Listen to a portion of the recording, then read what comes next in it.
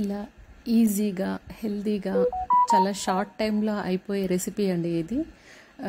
పిల్లలకి పెద్దలకి అందరూ ఇష్టంగా తింటారు దీన్ని. ఇది చేస్తున్నప్పుడే నాకు అర్థమైంది, చాలా సింపుల్గా అయిపోయింది. టేస్ట్ వైజ్ కూడా చాలా అంటే చాలా బాగుంది.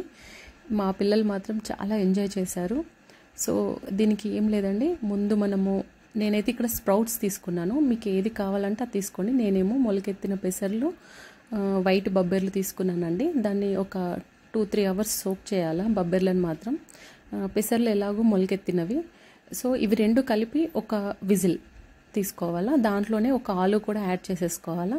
ఇప్పుడు మిక్సీలో చిన్న అల్లం ముక్క, 2 పచ్చిమిర్చి నేను పిల్లల దృష్టిలో పెట్టుకొని చేశానండి. మీకు కావాలి అంటే ఇంకొంచెం యాడ్ చేసుకోవచ్చు.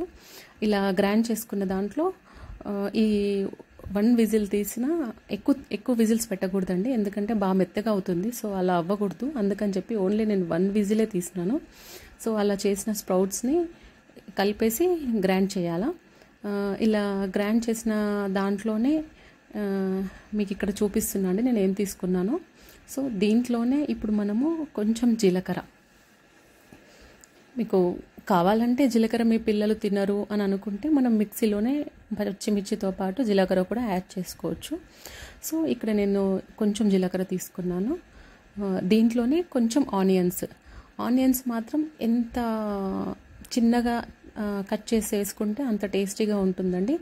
పెద్దగా కట్ చేస్తే అది కొంచెము టిక్కీస్ చేయడానికి ఇబ్బందిగా ఉంటుంది. సో మీకు ఎంత పాసిబుల్ అయితే అంత చిన్నగా కట్ చేసుకోండి. అలాగే కొంచెం కొత్తిమీర కూడా యాడ్ చేసేసుకోవాలా. ఇప్పుడు ఇందులో మనం బాయిల్ చేసుకున్న ఆలు ఉంది కదండి, ఓన్లీ నేను 1 ఆలు యూజ్ చేసినాను ఇక్కడ. సో పొట్టు తీసిన ఒక ఆలు. ఇప్పుడు నేను దీంట్లో పన్నీర్ కూడా యాడ్ చేస్తున్నాను.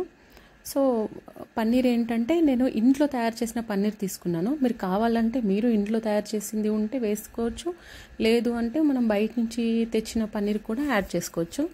సో ఇవన్నీ కలిపిన తర్వాత, అంటే మనము ఇవన్నీ కలిపి క్వాంటిటీ ఎంత అవుతుందో అది చూసిన తర్వాతనే మనము సాల్ట్ యాడ్ చేసుకోవాలా. ఇక్కడ సాల్ట్ యాడ్ చేసుకునేటప్పుడు మాత్రం కొంచెం చూస్తూ వేసుకోవాలి, ఎందుకంటే దీంట్లో ఎక్కువ సాల్ట్ పట్టదు. ఎందుకంటే నేను ఇక్కడ స్పైసీ కూడా తక్కువ వేసాను కాబట్టి సాల్ట్ కూడా తక్కువే పడుతుంది. బట్ మిగతా రెసిపీస్ కంటే చూస్తే మాత్రం ఇక్కడ సాల్ట్ మాత్రం తక్కువనే పడుతుంది. కొంచెం చూస్తూ వేసుకోవాలా. మనం ఇది మొత్తం స్మాష్ చేసేసుకొని మిక్స్ చేసుకున్నాక ఒకసారి టేస్ట్ చూసుకోవాలా. టేస్ట్ చూసుకొని సాల్ట్ పడుతుందా లేదా అని బట్టి మళ్ళీ ఇంకొంచెం యాడ్ చేసుకోండి, లేదంటే వేయొద్దు. సో ఇప్పుడు ఇట్లా చాలా మంచి స్మూత్గా స్మాష్ చేసేసుకోవాలా. ఇలా చేసుకున్న వాటిని మనము టిక్కీస్లా చేసుకునేటప్పుడే నేను చీజ్ యాడ్ చేశానండి, మధ్యలో స్టఫ్ చేశాను చీజు. సో ఆ క్లిప్ మిస్ అయ్యింది. సో అందుకే నేను ఇక్కడ వాయిస్ దాంట్లో చెప్తున్నాను నేను. సో మీరు మాత్రం నేను ఇక్కడ ఈ మొజరెల్లా చీజ్ యూజ్ చేశానండి. అదైతే ఏంటంటే పిల్లలు కొంచెం ఎంజాయ్ చేస్తారు. సో వాళ్ళకి ఆ చీజ్ అనేది కనిపిస్తే ఇంకొంచెం ఇష్టంగా తింటారనమాట. మనము ఆ టిక్కీస్ చేసుకునేటప్పుడే ఆ చీజ్ని కూడా మనము స్టఫ్ చేసేసుకోవాలి. సో ఇందులో ఈ బ్యాటర్లో మాత్రం బ్యాటర్ అని కూడా కాదు, ఈ దీంట్లో కొంచెం నేను బేసన్ మిక్స్ చేశాను. నేను అది చెప్పడం మర్చిపోయాను. ఈ శనగపిండే మిక్స్ చేసుకోవచ్చు, లేదు అని అంటే బ్రెడ్ క్రమ్స్ ఉన్నాయనుకోండి అది కూడా మిక్స్ చేసుకోవచ్చు. నేను మాత్రం ఒక 1 టీ స్పూన్ అంతా, ఇంకొంచెం తక్కువ వేసుకున్నా కూడా పర్వాలేదు. సో అలా మిక్స్ చేసుకుంటే బైండింగ్కి బాగా యూజ్ అవుతుందండి. అది మనము టిక్కీస్ మనకు విరిగిపోకుండా ఉండడానికి యూజ్ అవుతుంది. సో ఇలా చేసుకున్న దాన్ని 2 వైపులా ఆయిల్ వేసి ఫ్రై చేసేసుకోవాలా. చాలా టేస్టీగా ఉంటుందండి. సో మీరు ఎంజాయ్ చేశారని అనుకుంటున్నాను. మీకు నచ్చుంటే లైక్ చేయండి. Okay, bye.